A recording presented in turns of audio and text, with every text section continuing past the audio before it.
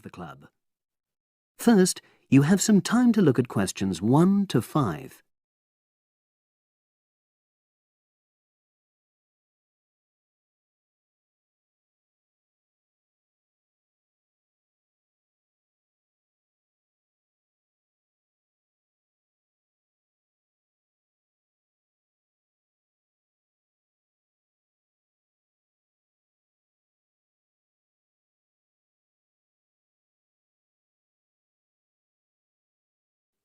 Now we shall begin. You should answer the questions as you listen, because you will not hear the recording a second time. Listen carefully and answer questions 1 to 5.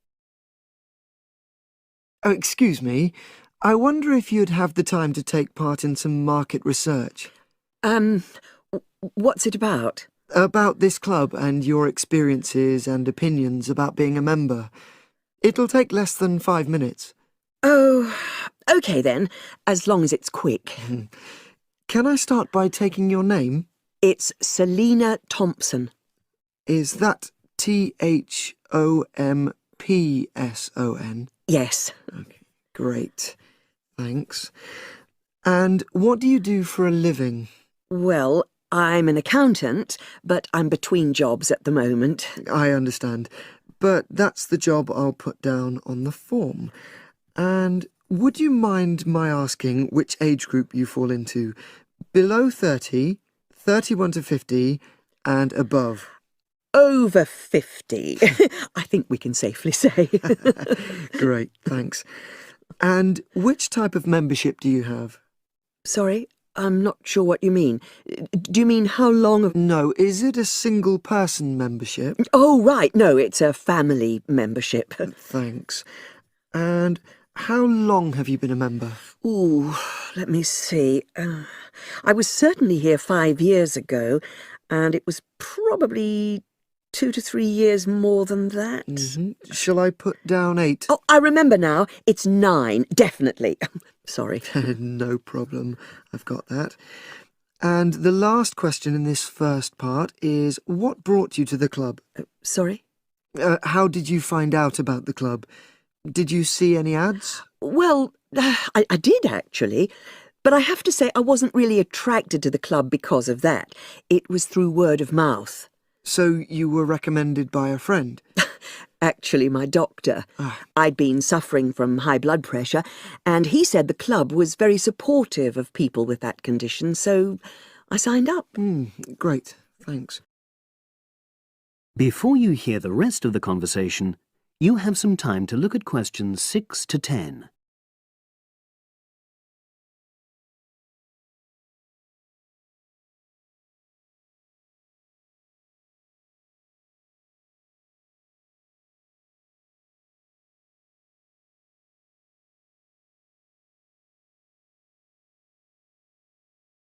Now listen and answer questions 6 to 10. Now, for the second part of the form, I want to ask a bit more about your experience of the club. Sure. How often would you say you use the club? It varies enormously, depending on how busy I am. Of course. But on average, per month? I'd say it averages out at twice a week.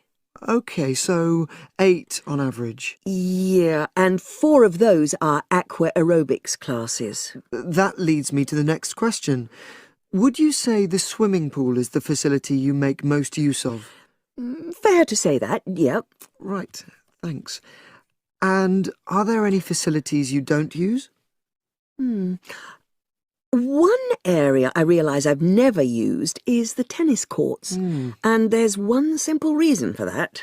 You don't play tennis? Actually, I'm not bad at it. Oh. It's that I'm not happy having to pay extra for that privilege. Oh, right. I've made a note of that. Thanks. Now, in the last section, are there any suggestions or recommendations you have for improvements to the club?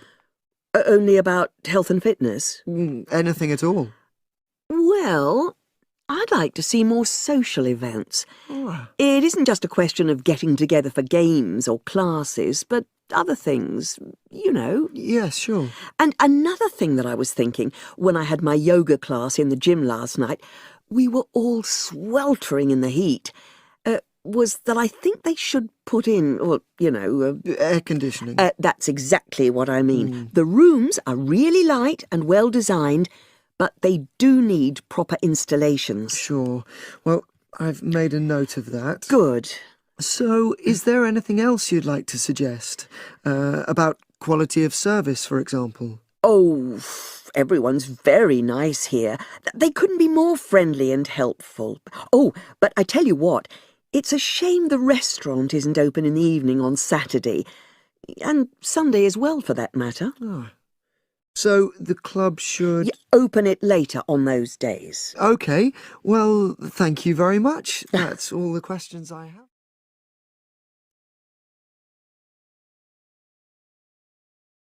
That is the end of part 1. You now have half a minute to check your answers.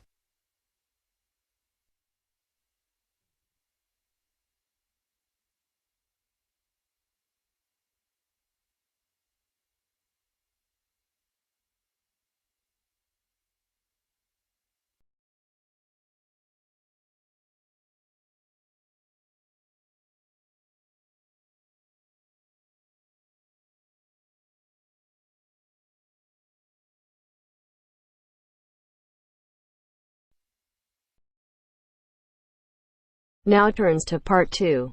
Part 2. You are going to listen to two students talking about a presentation on time management. First, you have some time to look at questions 11 to 15.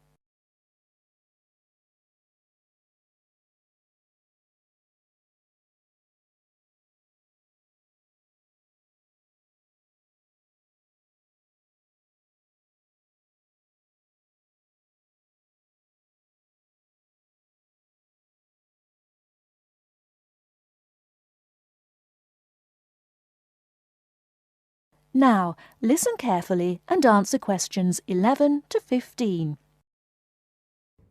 Hi, Mark. What are you doing? Hi, Lucy. Well, I'm preparing this seminar on time management. I'm supposed to do a presentation on the topic next week. Ironic, isn't it? I'm probably the worst student when it comes to time management. I don't think you're that bad compared to some other people I know. Do you need some help with it? Yeah, I just don't know where to start, to be honest. When are you doing the presentation? I'm supposed to hand in the draft on Wednesday at 11 a.m. The presentation is scheduled for 10 a.m. this Friday. That's not too bad. This gives you the whole weekend to prepare. Let's brainstorm some ideas, shall we? Do you want to get a pen and paper to jot down some thoughts? I think you should start with a broad general statement. For example, I read somewhere that organizing time is a skill like learning to drive or tying your shoelaces. Then you could move on to discussing the common problems people have with managing time. That's not a bad idea. One of the common problems is putting things off. Yeah, you could also mention some common signs of this symptom, such as last-minute holiday shopping, putting off visits to the doctors or the dentist. Another problem is relying too much on your memory and not writing things down. Do you mean not keeping a diary or a planner to plan the tasks? That's right. For example, writing down what I need to do in a diary or planner helps me remember what I need to do and makes me more focused on the tasks for the day. Good idea.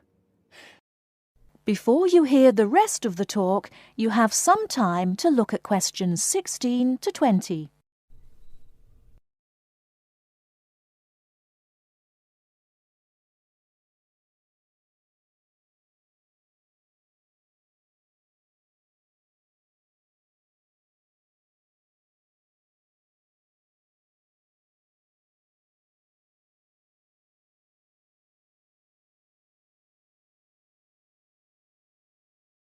Now listen and answer questions 16 to 20. That reminds me of something I've been meaning to do for a while now. Anyway, I should also include some advice on how to deal with the problem, shouldn't I? Sure, you can talk about some ways of stopping procrastination. I guess making a to-do list can help one focus on what needs to be done. Definitely. Another way to deal with the problem is to prioritize and do the hardest job first, the one which requires the most effort and concentration. Also, my tutor recommended that I should break big projects into small parts with a specific goal. Having an action plan has worked for me. I usually make a list of small tasks I need to do to achieve a goal. Sometimes I just don't feel like getting down to work because a task seems too overwhelming for me to even think about. This technique helps me reduce psychological pressure if I think of a project as a set of easily achievable tasks. Don't you think? I know what you mean. I often feel like that myself with the statistics project I've been doing this term. I'm well behind, and the deadline is next week. I think setting deadlines and sticking to them can help one to achieve goals. You can discuss this aspect in your presentation too. A good point. Setting deadlines can also help one become more realistic about the time it takes to do tasks. Another point you could include is how to deal with interruptions. Okay, I guess blocking in time to handle unpredictable interruptions can help one stay focused. Not just that, some interruptions, such as phone calls, can be easily avoided by using answering machines, for example. Saying no, which is one of the most useful words in English, is also very effective. It can be tough sometimes, but you've got to learn to say it nicely but firmly. I think you've got enough ideas here to start with. Definitely. Thanks a lot for your help. I just need to type the ideas up and I think I'm all set. Do you think you can lend me your laptop for a couple of hours? I'm afraid I can't. I've got to finish my own project. Never mind. I'll use one at the library. You certainly know how to say no. Learned it the hard way. Got to go now. Good luck with the presentation. Cheers. See you later.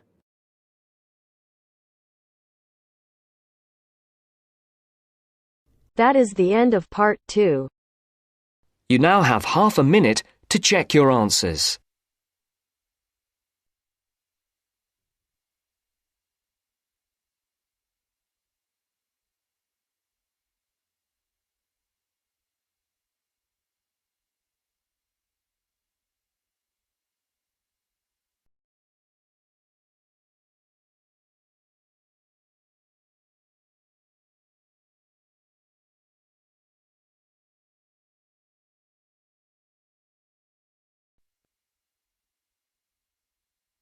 Now turns to part 3.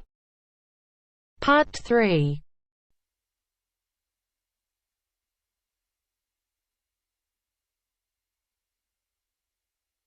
Now turns to part 3. Part 3. You will hear Peter Walsh being interviewed for a job. Listen and choose the correct answer for each question. First, you have some time to look at questions 21 to 25.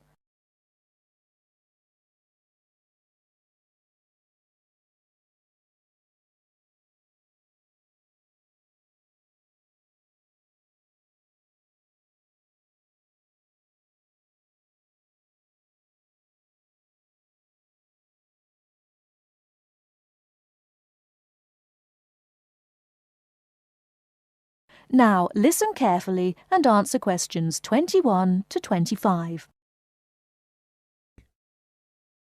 Joanne! Hi, you must be Rob. Nice to meet you.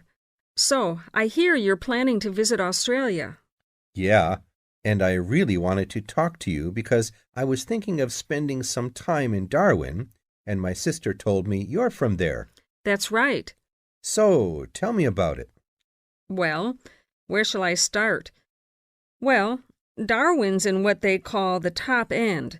because it's right up at the northern end of Australia, and it's quite different from the rest of Australia in terms of cultural influences.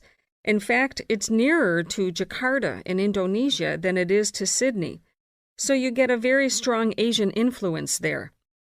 That means we get lots of tourists. People from other parts of Australia are attracted by this sort of international cosmopolitan image. And as well as that, we've got the same laid-back atmosphere you get all over Australia. Probably more so, if anything, because of the climate. But what a lot of the tourists don't realize until they get there is that the city's also got a very young population. The average age is just 29, and this makes the whole place very buzzy. Some people think that there might not be that much going on as far as art, music, dancing, and so on are concerned, because it's so remote. I mean, we don't really get things like theater and opera in the same way as cities down in the south, like Sydney, for example, because of the transport expenses. But in fact, what happens is that we just do it ourselves. Lots of people play music, classical as well as pop, and there are things like artist groups and writers groups and dance classes. Everyone does something. We don't just sit and watch other people. You said it's very international. Yeah, they say there are over 70 different nationalities in Darwin. For instance, there's been a Chinese population there for over 100 years. We've even got a Chinese temple.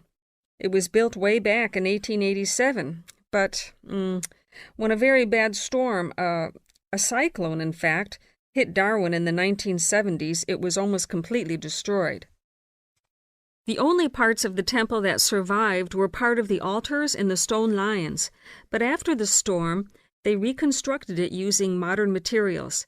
It's still used as a religious center today, but it's open to tourists too, and it's definitely worth going to see it. Oh, and as far as getting around goes, you'll see the places that advertise bicycles for hire, but I wouldn't recommend it. A lot of the year, it's just so hot and humid. Some tourists think it'll be fine because there's not much in the way of hills and the traffic's quite light compared with some places, but believe me, you're better off with public transport. It's fine and not expensive. Or you can hire a car, but it's not really worth it. What's the swimming like?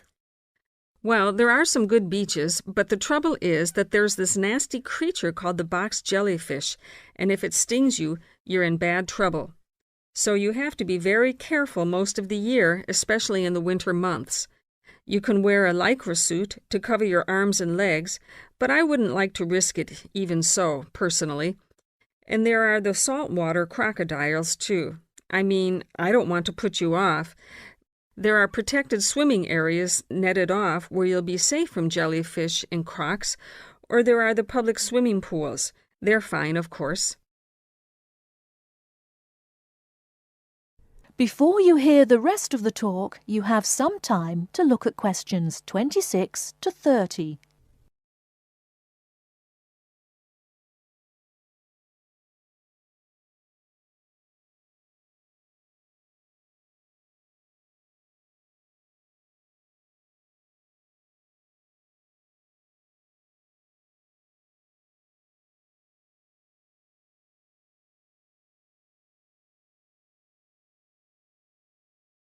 Now listen and answer questions 26 to 30. And answer the questions. Please sit down, Mr. Walsh. My name's Jane Swain, and I'm the personnel manager. Hello, how do you do? Now, this is just a short preliminary interview. I'd like to chat about your present job and what you've done up till now. Yes, of course. Well, could you tell me how long you've had your present position in Weston's? It is Weston's, isn't it? Yes, that's right. I am not sure. Let's see. I left university in 2005. Is that right? Yes, 2005. Then I was unemployed for about 3 months. And then I traveled round America for a few months. So, yes, it must be about 3 years now, in fact. Yes. And have you any particular reason for wanting to change jobs? I mean, why do you want to move? Well, I actually like my present job and still find it interesting and stimulating. The salary's okay, so it's nothing to do with money, though you can always do with more.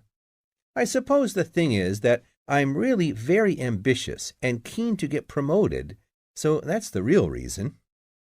You say you like your job. Can you tell me what aspect you like most? Oh, my dear, that's difficult. There are so many things. The other people are great. There's a good cooperative atmosphere. I mean, among the staff, and compared to other companies, the conditions are great. I mean, the office itself and the working conditions. And then there's the fact that they give me lots of room for initiative and let me make decisions. You know, that's what I really like most about the job. Yes, well, we're looking for someone like that.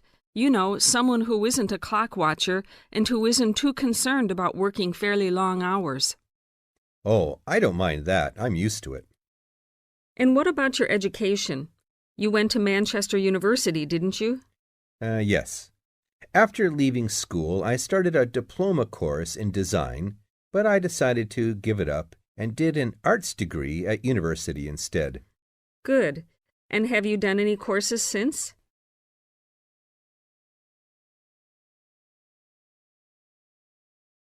That is the end of part 3. You now have half a minute to check your answers.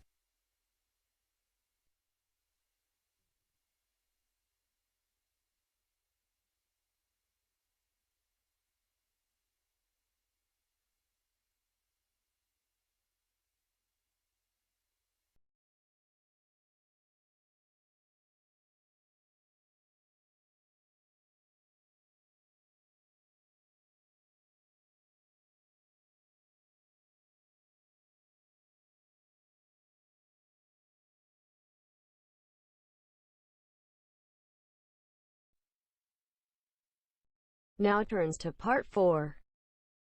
Part 4. You will hear a lecturer talking about the process of fossilization. First, you have some time to look at questions 31 to 40.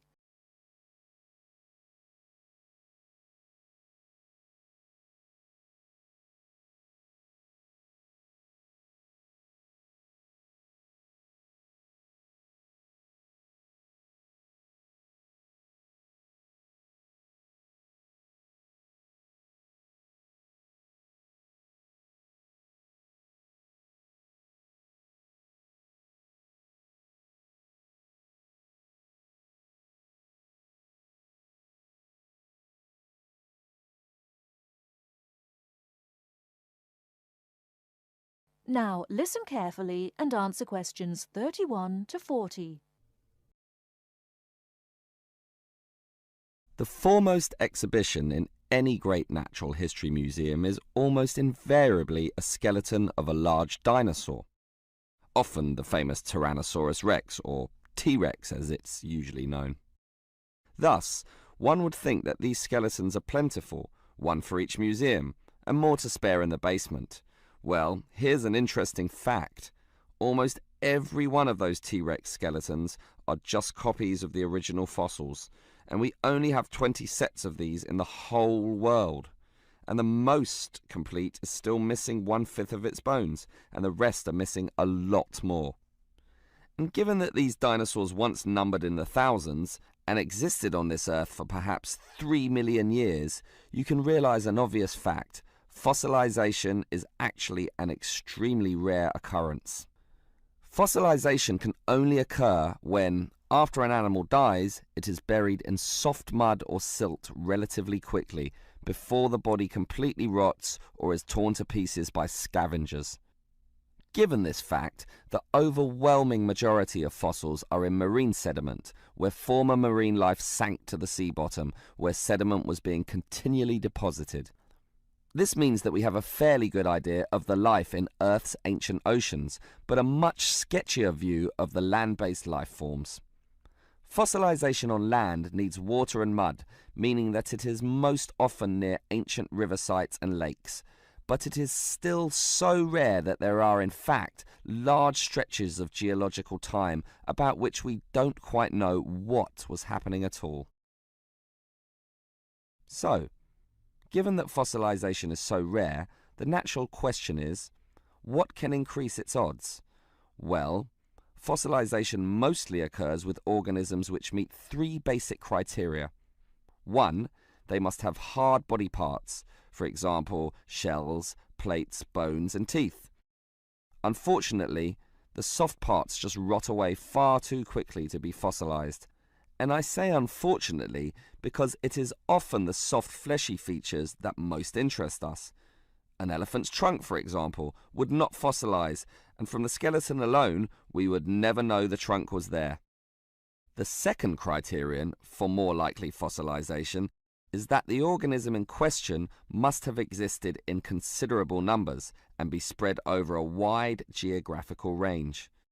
This simply increases the statistical probability that one of them will one day be fossilized and hopefully found. Finally, and by the same logic, the species needs to have existed on the Earth for a long time, and the longer, the better. So, these are the three main criteria, but there are others. Being a large size, for example, helps us to notice and discover them as fossils more easily, and being a marine organism, as mentioned, helps also. Trilobites, a strange sort of ancient crab, are a perfect example. Their body structure was one of hard plates.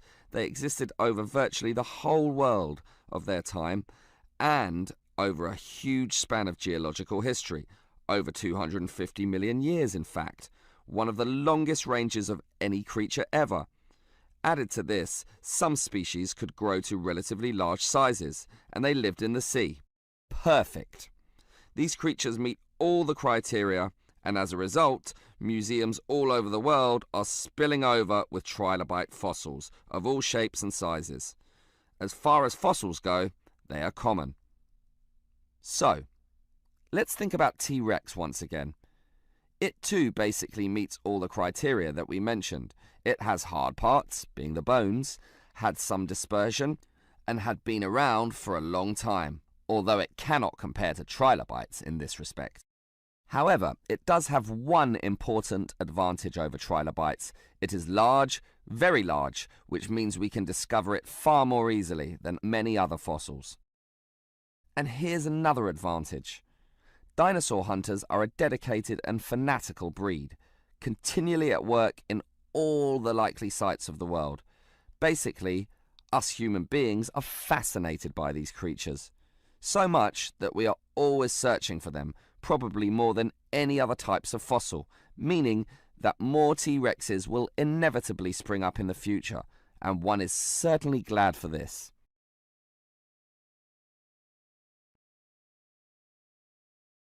That is the end of part 1. You now have half a minute to check your answers.